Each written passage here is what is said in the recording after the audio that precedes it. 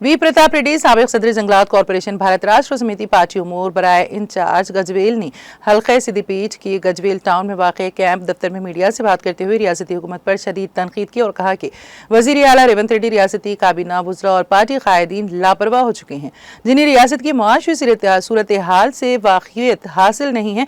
उन्होंने कहा है कि मुल्क और तेलंगाना रियासत इंतहाई खतरनाक संगीन मुआशी सूरत हाल से दो चार हैं, जहाँ कर्जों की अंबार अवाम पर थोपे जा रहे हैं। उन्होंने कहा कि कांग्रेस पार्टी ने तेलंगाना में 420 इंतखाबी वादों के जरिए इख्तिदार हासिल किया। तकरीबन 2 साल से किसी भी इंतखाबी वादे पर मुकम्मल अमल दरामद नहीं किया गया।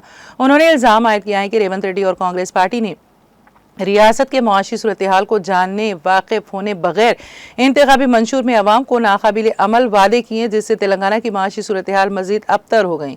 वी प्रताप रेड्डी ने इस बात पर अपनी शदीद बरहमी जताई कि रियासती हुकूमत 42% तहफ़्फ़ुज़ात पसमानदा तबक़ात को देने के लिए संजीदा इक़दाम करने के बजाय दिल्ली में धरने का नाटक रचा गया, जो कि ला हासिल और अवाम को गुमराह करने के मुतरादिफ है। उन्होंने एक तेलुगु फिल्म के डायलॉग को पेश करते हुए हुकूमत पर शदीद नुक्ताचीनी की और हुकूमत को 42% तहफ़्फ़ुज़ात के लिए अपनी पॉलिसी का और कांग्रेस पार्टी की रवैये को पेश करने का मशवरा दिया। उन्होंने कहा कि बीआरएस पार्टी हुकूमत को अपने तमाम इंतखाबी वादों को पूरा करने के लिए मजबूर कर देगी और हर महाज पर हुकूमत का ताक़ुब जारी रखेगी। इस मौके पर साबिक़ सदर मार्केट कमेटी एम श्रीनिवास, सदर मंडल कमेटी मधु, सीनियर रियासती क़ायद मोहम्मद शेख हैदर पटेल, सदर टाउन कमेटी नवाज मीरा, कृष्णा रेड्डी, स्वामी पाला रवीश, मोहम्मद इमरान, मोहम्मद उमर, अहमद पाशा, नरेश गुप्ता, चंदू और दूसरे कायदीन भी मौजूद थे।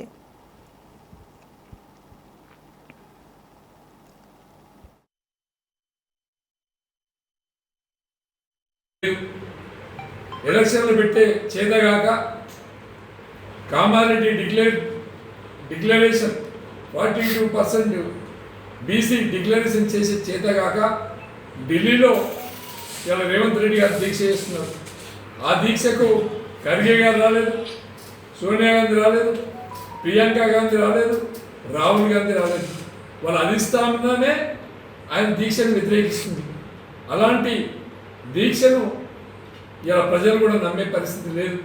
బీజేపీ వాళ్ళు కిషన్ రెడ్డి చెప్తాడు, బండి సంజయ్ చెప్తాడు, అది మైనారిటీస్ కోసమే 42% డిక్లరేషన్ అని. కాంగ్రెస్ వాళ్ళు చెప్తారు ఇది 42% బీసీల కోసమే అని. ఇది కాంగ్రెస్ వాళ్ళు చెప్పేది కరెక్టా?